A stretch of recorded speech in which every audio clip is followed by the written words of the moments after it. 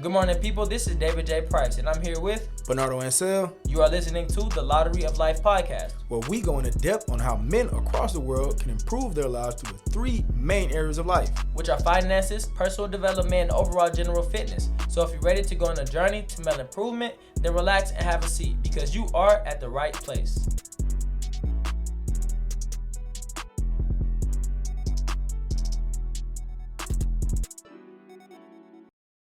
Good morning, people, and welcome to another episode of the Lottery of Life podcast. If you're a returning listener, then welcome back. But if it's your first time, I'm David Price here with Bernardo Ansel. And here at the Lottery of Life, we start every episode with a quote or a motivational piece to get your mind rolling. So, Nard, let me hear that quote. The quote of the day is, "Love is giving someone the power to destroy you, but trusting them not to." Unknown. Unknown. Are you in love, bro? No, it's not even that. But this is a deep quote. We got to really figure out who said that because this is completely different. Love is giving someone the power to destroy you. What do you think about that? Nah, that is deep, bro, for real. I think that's just giving someone the power. It's kind of like when people say give you. If you think about it, you know, every time people refer to love or things like that, they be like, "Oh, you broke my heart. I gave you my heart and you broke it." Or even a lot of people say things like, "You stole my heart," or "I gave it to you and you ran with it." So if you don't have a heart, you dead. So you gotta think about it like giving someone the power to destroy you. That's basically just saying giving them your heart and trusting that they're gonna take care of it and not, break it. Basically, because I know you probably been in love a couple of times, but it's kind of like when you're nigga, damn. How many times you been in love? Nah, I have though. I ain't gonna count. How you be saying? What you're David Price, right? I'm David Price. Yeah. So I'm just saying. But when you're in love, it's kind of like you're in a vulnerable state. It's kind of like you're naked. You're like without your armor. Like so you're trusting someone with your deepest, darkest secrets and things that you probably never told anybody. Things that you're going through, your heart, your finances, just everything. You're entrusting in another person. And with that trust comes the ability for them to destroy you. Because I don't know if you ever heard, I remember I used to hear people say, if you want to destroy a strong man, you send a woman. Because when you send her there, she's gonna get all the pillow talk. She's gonna get all the little information. She's gonna get all that little stuff.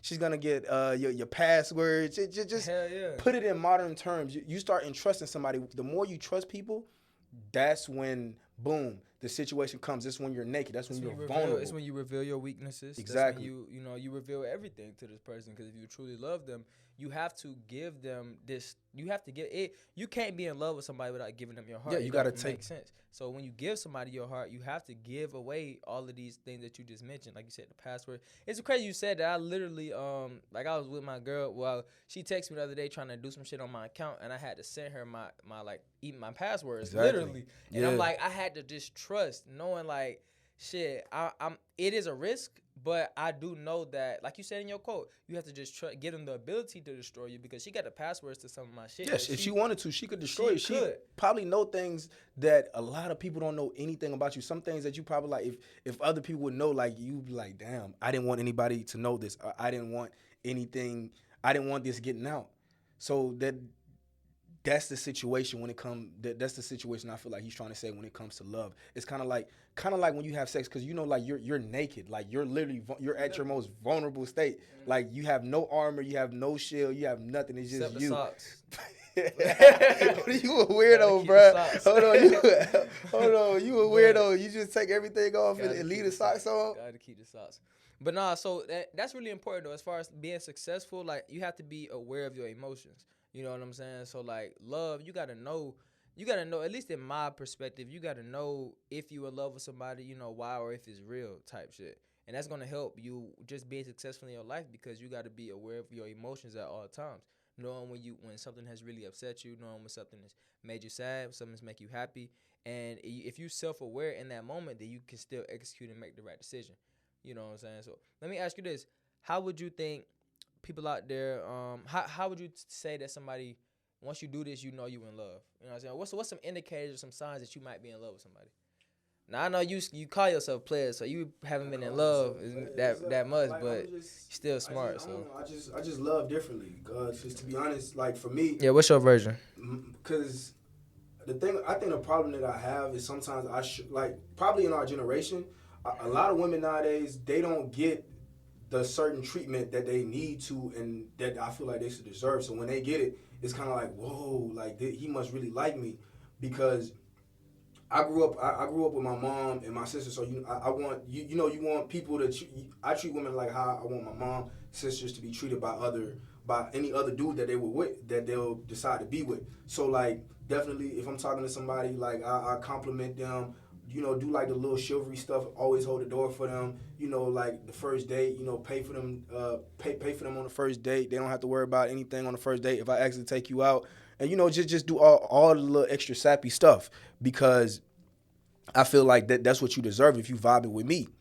But like for me, like the way when I feel like I'm in love is when I start really acting different. Cause like for me, like I don't like, usually when I talk to somebody, like at the end of the day, if I talk to you today or if I don't talk to you tomorrow, it's cool. It is what it is. Like I don't really care. But like when I'm in love, it's kind of like I start thinking about you on the, like in different moments. Like I could probably be working. I'll be like, damn, I wonder what you call it. I wonder what she doing right now. That's when I probably say, okay, like it's a feeling. But love is complicated, because you don't realize sometimes you fall in love with the wrong people. Yeah. And it's kind of like it's kind of like it's a lesson. It turned into a lesson. You got to be careful with love, because you could fall in love with the wrong person, and falling in love with the wrong person, especially as a man, could really set you back. Yeah, it's all about how you would react to it though. Cause like so I feel like you can fall in love with the wrong person, but at the same time, your heart, we was put on this earth. If you think about it, it's you put on this earth to eventually mate with one other person. Like I've said this before, like so it's like you want to love somebody. So when you fall in love with the wrong person, just because things don't go well, or just because this person may destroy you, you know what I'm saying? It definitely happened for a reason. You definitely was supposed to still fall in love with this person. Like for example, I've been in a couple of relationships, and I remember as early as like middle school when I got down in the 8th grade, called myself. It was puppy love, and it's always like it's 3 levels of love, or it's multiple levels of love, I would say. And they say like the first level is when you first like figure out what love is, and you just so joyous about it. Then like the second level of love is like after you've been through some shit, and now you really have a deeper meaning of what it is. And then like the last level of love is after you've been through some shit, and then it's just like it's always just get a deeper version of the love. So for example, like I was saying, middle school, I thought I was in love with this girl. I'm like, all right, whatever, I'm gonna marry this girl. You know what I'm saying? In middle school, you thinking about getting in love? Like, well, that was an exaggeration. I'm trying to see. So I didn't really think to be honest, about marriage, bro. But I'm trying to say I wanted to be with this girl. You know what I'm saying? I wanted to. Yeah, I did, bro. And then I got my shit broke. and look. But nah, listen. Like I got my shit broke, and I literally, like I said, I didn't know what to do. Like I just fucking laid at the table type shit. And I was literally at home, like, and I just laid on the table for hours. I'm like, bro, fuck that shit. I'm on some player shit now. And it made me like I said, I kind of know what I wanted in a woman, but I also knew how to approach women and how to move from that point. So I didn't make myself as vulnerable as that quick or as easily. And you just learn more, you know what I'm saying? You just learn more as you continue to go. You know what I'm saying? Definitely. I agree with you, but I'm trying to see, like, in middle school, bro, like, you was like, damn, like, you ready to fall in love, like, that straight simp. So, like, because, like, your upbringing also determines on how you love. So, like, what you were brought, because I know you got sisters and everything like that. So, like you weren't around your male cousins, OGs, and stuff like that? Like, I have a big brother, but he never lived with me for real. So the only siblings I had was women, and I grew up with my mom in the house. My dad was very involved with me as well, but I grew up seeing my mom and dad be in love. I grew up, they was married. I was the only kid that they had when they was married. And I was young, but when I was young, I didn't really watch a lot of cartoons. I watched a lot of like sitcoms and shit, and a lot of like adult shows with people who were married or in love type shit. So I just couldn't help but to see that shit, and I knew I wanted a family one day. But even when I said like I was in love or I wanted to be with this girl, it was more so like the reason why I say I got my heart broke or whatever was because I just wasn't expecting the shit to end. Mm-hmm. Like I wasn't expecting it to end when it ended type shit. It just kind of, it caught me way off guard. Like I'm thinking shit was all peaches and cream, and then it boom. So it wasn't even more so the fact that like how long I wanted to be with the person, but it was like how much I wanted to be with the person. Then I had to realize or accept the fact that, yeah, damn, that shit over with. So that's where the heartbreak part will come in at. But nigga, I ain't even know fucking about marriage. Of course I knew about marriage in middle school, but I wasn't really trying to get married. It just more so that relationship. I wanted to foster that relationship longer, be with that person longer. You know what I'm saying? No, that makes sense. I feel like you probably deserve that. No, I did. It helped me grow as a man. Because like for me, I don't know. I've been thinking like lately because so like with life, I feel like some people come in your life. They probably don't need to be in your life forever. It's okay for people to leave because like I don't know if you know just the probability of you living is like 1 to 1 trillion. You got a better chance of winning the lottery 3 times than being born. The fact, like for me, the probability of me even knowing you is like highly unlikely. So me knowing you is basically I know you for a reason.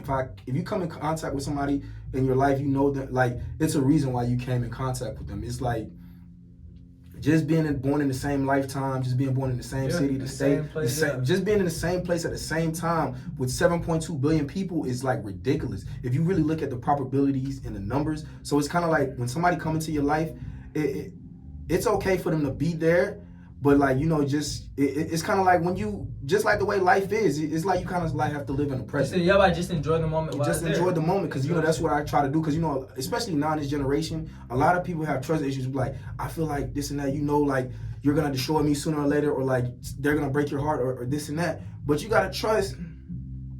Maybe that might happen. Maybe it might not. Maybe you guys live happy ever after. That's good. And if you don't, it's okay. Because I remember one time I had my heart broken one time. I remember this OG, he put me right. He was like, so like, yeah, she broke your heart, this and that. And I know you're upset, but it's kind of like, don't feel like, because I'm like, I'm not about to be in no other relationship and waste my time with anybody else. It was like, no, you got to understand when it comes to relationships and when it comes to life, a good time is not a waste of time. If I'm with you and I'm having a good time and I'm enjoying your presence or you help me. Exactly. Because I probably was at the stage in my life when I needed you. God probably sent you say, hey, this is the person that's gonna show you something, or this is the person that's gonna bring you out of whatever you're going through, or this is the person that's gonna be there for you emotionally. And when you got out of that situation, and now that person is no longer there, and that's okay. So I thought that was deep, man. Hell yeah, that was deep, bro. But I did want to get into some things because for the people out there like the married couple, not even just married couples, just people in general, couples or singles. Let's talk to them about. We need to talk to them about saving money because what you said earlier. It's not even just about saving. It's not even just being a couple or just anything like that. It's just. No, I said singles too, like regular. Yeah, people. Singles, but it's like when it comes to money, like save your money so your money can save you. Yeah. Because in life you never know. Like we talked on the last episode, you never know what's gonna happen.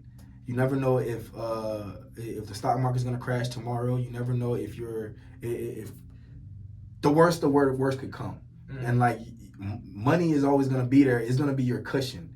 So you have to make sure that you always have something like you always got to make sure you got on the seatbelt or you got an airbag in the car. Nah, for real. That's security. Exactly. That's what an emergency fund is for, a savings account. So I definitely feel like as far as finance, to get a push or to be going in the right direction, you need an emergency fund, and you definitely need to start saving money. You need to have money, a rainy day fund. That's what some people call it, the OGs. That's what So let's say I make let's say I bring in net three bands a month, and my expenses for my rent.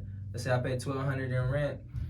So right there, like I don't know if you ever read this book. It's a book called The Richest Man in Babylon, and he was like, pay yourself first. Before you pay anybody else, pay yourself first. Before you pay your lights bill, your blah, blah, blah, whatever you got to pay yourself first. Put up 10% of whatever you make. Put up 10%. 10% towards the savings. Towards your savings. Right. So just 10%. You just have 10% out there, and you can save it, you can invest it, or do whatever you need to do with it. You just need to have that 10% out there just in case. You never know. The sky could fall at any moment. Yeah. This ain't taking little, but nah. I do what you're saying because I even was listening to Dave Ramsey and he was telling me like. Oh, what you listen to Dave Ramsey? Oh. Everybody, if any investor, any successful person out there should be listening to Dave Ramsey. Like if you. Why you say that? Why you say that? Because a lot of people don't agree with a lot of things that he say. Because Dave Ramsey is kind of like a no debt guy. But the thing about it is, I feel like the path that Dave Ramsey gives you to success is the safest path.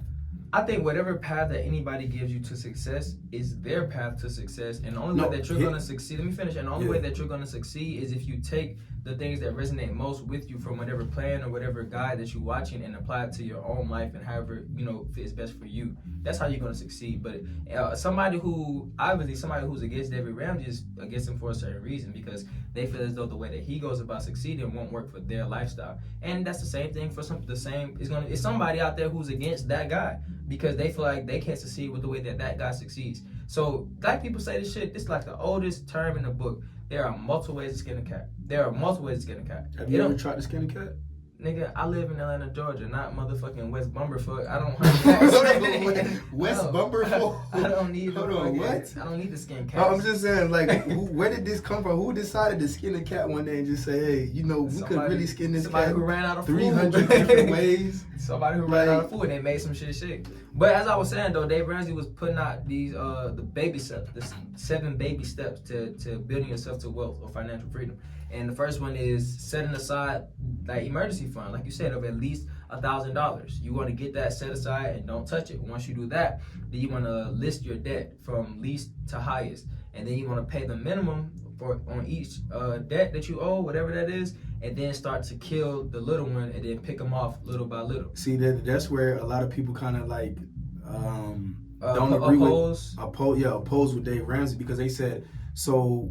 It's easier, you attack the highest one to save money on the interest. Mm-hmm. So I know it's different methods. They got the Avalon method, the snowball method. It's kind of like, I believe his is a snowball method. Yeah, so you start off from smaller, then you just start. Yeah, you start. It's kind of like, because he's trying to put a psychological aspect to it. It's like you're in the mindset of paying off debt now. Like you're fired up. Like once you pay off that first one, you seen that first one is paid off. Boom, I want to pay off that. Yeah. But some people say, hey, you do the Avalon, you knock out the biggest one, you'll save way more on interest, because they say like you attack the one with the highest interest rate. Yeah. And so you'll save more money in the long run. See, it's pros and cons to each method, because with the snowball effect, you get to knock out, if I got 5 debts and 3 of them are ones that I can pay off easily, probably within the next 3 months, but the top 2 are ones that's going to take at least a year and a half. Then if I knock off these 3, I'm only worried about these last 2 debts for the next year, because I took 3 months to pay off these first 3. So now for the next year, 2 months, I got only these 2 debts that I need to focus on. So all my income can go straight to those, and I can basically kill them off quicker. But it works the same way if you work. Now I will say the negatives to doing the Avalon is because it's obviously going to take you longer to pay off the Not necessarily. Let me finish. If it's a $20,000 loan or something, it's going to take me longer to pay that off than it is a $2,000 loan. You can't tell me it wouldn't. But the thing about it, okay, yeah. No, but that's a fact. But I'm just saying that's one con. I ain't saying ain't no pros. It'll take you longer, but okay, if you have a 20% interest rate or a 30% interest rate on that loan that you're paying that off, you kind of want to get that to that later, because if you kind of like play with that, like you're losing so much money in the long run. So like if you think about it, you're kind of like losing with 20,000. I mean, you don't got to do that. I'm just saying you're gonna be losing like around, with that high of an interest rate, it's gonna be like almost, you're gonna be losing in a year. You're gonna be losing a little bit over 10 bands. No, you're gonna be losing over 10, 11K a year. Well, look, like I said, I agree with both methods. I think it's pros and cons to each method. Like I think it's pros and cons to everything, really. You just gotta take whatever works for you. You gotta take the good with every situation. You gotta take the good with the bad. Whatever situation works for you, it definitely works. The thing about Dave Ramsey, Dave Ramsey, he doesn't believe in good debt. He thinks all debt is bad debt. No, I don't think that's true. Exactly. But like I said, I support Dave Ramsey though. Yeah, no, me too. I like some of the stuff he said. But look, let me get back to these 7 steps, because I do think they're good things, and even if they are not, I want to at least give it to people so that they can judge it for themselves. Mm-hmm. So I believe I was on the second one, but you want to pay off your debt, list it from smallest to largest, and then pay off the smallest one, and then go up from there. So what, you about to steal Dave Ramsey's baby steps, or like what you trying to get sued? I gave his his props. You know what I'm saying? I know how to do this. In my first podcast, you know what I'm saying? So anyway, after that, step number 3, you want to save 3 to 6 months. No, you don't even know the baby steps. Well, put me down then. The baby steps, step 1, you put up $1,000. That's your emergency fund. No matter what, you put up $1,000. Step 2, gazelle intense. You have to start paying off your debt from least to small. I said that. Okay, and then what's step 3? I just said it, bro. You want to? Go What ahead. you mean? I'm saying the floor is yours. Go ahead. All right, the floor is yours. So anyways, Step 3. Now, I did just learn these within the past week, but the point is, I still think it's valuable information. Step 3 was saving like 3 to 6 months worth of expenses to go towards, like you said, basically rainy day, and you never know what can happen. Things like that. A healthy emergency fund. Right. Step 4 was saving 15% of the income, and you wanted to invest that into like growth stocks or you want to start your retirement, stuff like that, building wealth. 5, I'm pretty sure, was to save. These are really just. It started like attacking, like you have to start attacking your home mortgage. Your home mortgage is in there. No. 5 was to save for your kids' college fund. 6 was to pay off your house and your mortgage, and then 7 was to just give back. Start building wealth. Start building wealth. Start living your life. Start living like living no one off. else. Yeah, basically.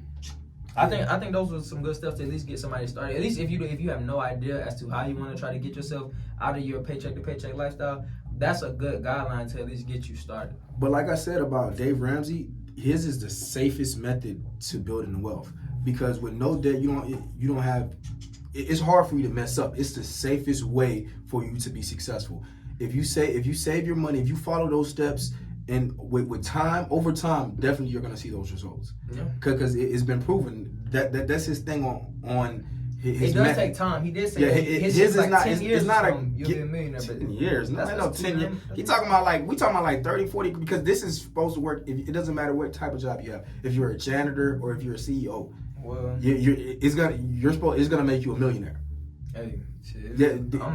That's basically what it is. If you save the money, and if you save the money and you start investing and you put money in the mutual funds and everything, because the mutual funds are like the safest thing you could do. Yep. You're gonna get it's not the safest, but I give it makes you'll get 7%. It's gonna combat inflation, and then you're gonna start getting that compound interest. So in the long term, 30 to 40 years, you're gonna. So 30 to 40 years, you're gonna have like at least around $1 million. Let me ask you this. I mean, when I watched it, Brett said like 10 to 11 years. But that's neither here nor there.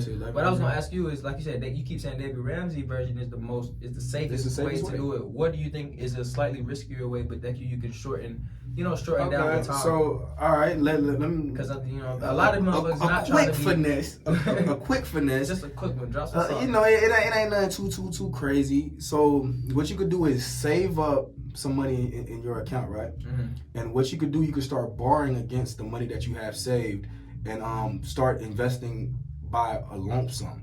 So if I take out a loan for $20,000 and it has, like, let's say I got a 2%, because interest rates are cheap right now, and I got a 2% or a 3% interest rate on there, and I can. It's hard to say guarantee with investment, but I could, because like they say with the S&P 500 for the past 50 years, it gives you a 7% rate of return. So with that lump sum of money that you just borrowed, you invest that. So you invest that, because investing $5-10 is not gonna make you rich quick. But like you have 20,000, 7% of 20,000, 7% of 10,000, 7% of 50,000. It starts becoming a large amount of money. It starts becoming like the tens and the thousands. Right. That's when your money is starting to grow a little bit faster. Right. And you keep doing that, and you just start paying off on that loan that you took. So you basically just, if I'm assuming here, you borrow 20 from the banks. Invest the whole 20. Invest the whole 20. Pay the minimum every month. Invest the 20. Let's just say the S&P 500. But like, if you do your research and you feel and you're real confident about one company, I'm not advising you to do this. Right. But let's just say, if I'm doing it, I would take out 30, and then I will put 20 in the S&P 500s.